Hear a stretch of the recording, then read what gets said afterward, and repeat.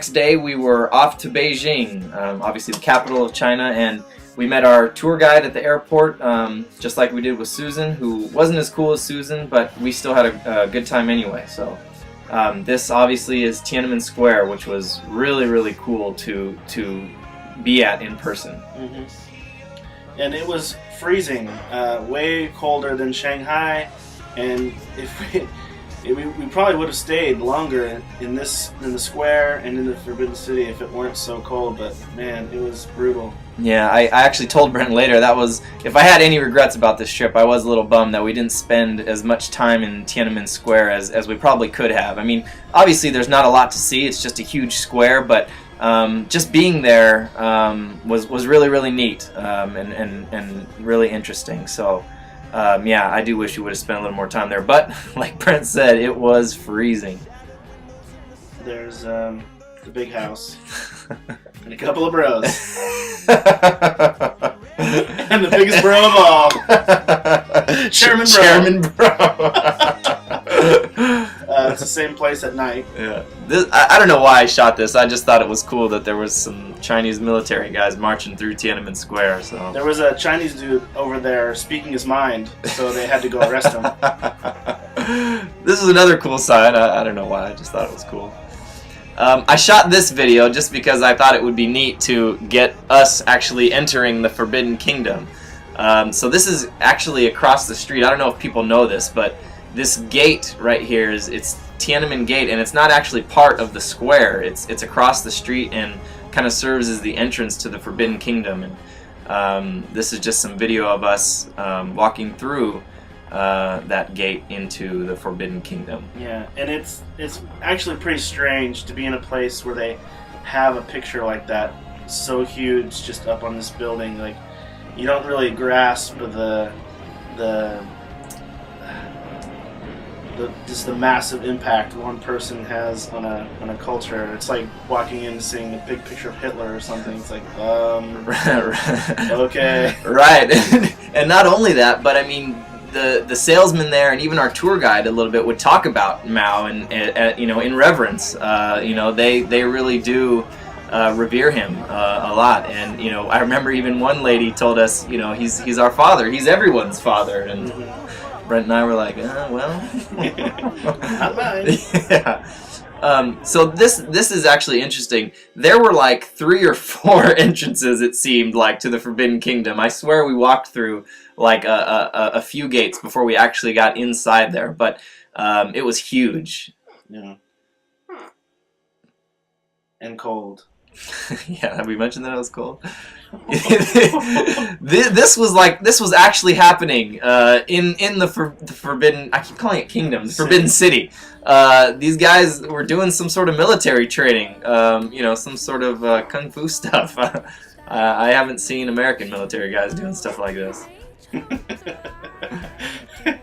Our tour guide told us though that these guys actually live in Forbidden City, right? Didn't he say they have like those, right behind them? Those barracks or whatever you call them. Yeah. So if you've seen any Chinese movies about famous emperors, this is where it all takes place. And I know they just let them come in and film some of these movies in the past few years. So it's kind of neat if you see those movies. Yeah, and this. Oh, there's me and Tristan. Tristan, what a. I don't even want to talk about him. Another cool thing about this was there's this huge moat surrounding the city that I didn't realize until we walked out of there and saw it. It was frozen over, but I mean, this city is huge, so just imagine a moat that goes around this ginormous piece of land. It was really amazing, and some of this stuff I wanted to get pictures of because I really do respect the local hip hop scene. Sorry. These are some old ladies just getting down. This was really strange. This is as we were leaving. They just had music playing and they were doing it. They didn't care who knew. Yeah, why were they even there? They weren't selling anything. Just a Friday afternoon. This is the outside of the back part of the Forbidden City. And this is the Temple of Heaven. So this is where the emperor would go to pray to the gods, and this is where the emperor would stand. But as you can see, there's a new emperor in town. Rob was praying to Chinese ancestors. That thing is the Meridian Line. Not really important. This is our Peking duck dinner. Two stages of preparation for it, and it was pretty good. Self-explanatory. They like the look of Rob. He was like C-3PO in Return of the Jedi, getting revered by the Ewoks. Dressed him up. I love this. There's a part coming up here where, you know, it looks like I'm totally brave and oh, you know, I don't care who's looking. I'm gonna do this. But here you see actually how many people are in the restaurant. So I'm sure most of you would have taken the opportunity too. Brent still didn't do it, but I thought it'd be fun just to dress up and take the picture and see how I ordered Brent to take a picture, and there it is. He was already listening to me. What a great shot that is. So this is them realizing that I probably shouldn't be their emperor and kindly asking me to leave. There was a mutiny. But on a ship. Yeah, my not so loyal servant. I did make him stand shorter than me, though. This is our last full day in China, in Beijing.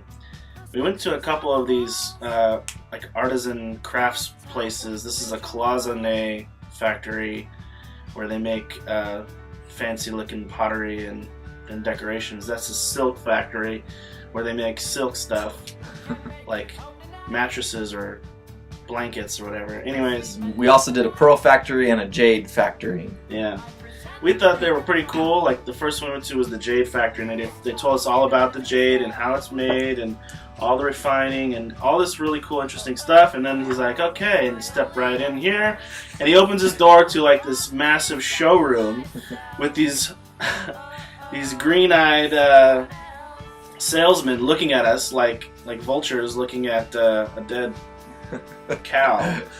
They went after us and they're like, oh, buy this, buy that, it's on sale, discount for you. And it just turned. It did a 180 on us, and we were just so surprised. It sucked. Yeah, it really was amazing how fast it turned. It was first at that jade factory, like Brent said, we went to. I mean, that was probably the coolest tour, you know, that we walked around. He was explaining all this cool stuff to us, showing all this cool stuff, and we get up there, and I mean, without breaking his sentence, I mean, he went right into this sales pitch, and it was just like, okay. Yeah. So yeah, those factories were kind of fun, but kind of a bummer because I mean, Chinese salespeople, man, they really harass you. They follow you around. They talk about giving you the best deal, and man, it's annoying. The worst part was that we didn't know it was coming, and we just felt kind of like, oh, this, you know, it was kind of shady. Then we figured out, okay, this is why our trip was so cheap. Because they get supplemented by these places, these factories, as they call them, and these restaurants pay the company money to bring us there. And so it's like forced salesmanship or whatever.